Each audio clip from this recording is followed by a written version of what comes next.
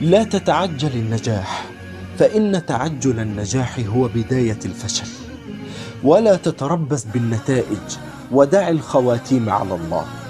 لا تقل تقدم العمر بي ولم أفعل شيئا بعد، فإن رسول الله صلى الله عليه وسلم نزل عليه الوحي وهو في سن 40. لا تقل فعلت وفعلت الكثير ولم أصل لشيء، فإن نبي الله نوح عليه وعلى نبينا الصلاة والسلام ظل يدعو قومه 1000 سنة إلا 50 عاما، وفي نهاية الأمر ما آمن معه إلا القليل. كن قويا، كن طموحا، ومهما كان الدرج عاليا فاصعده، ولا تنظر تحت قدميك فتتعثر، بل انظر إلى ما هو أمام عينيك حتى تصل إليه.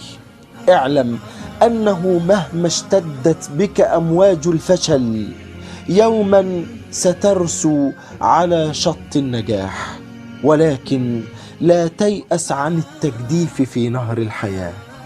اعلم أن بعد الليل نهار، وأن مع العسر يسرا.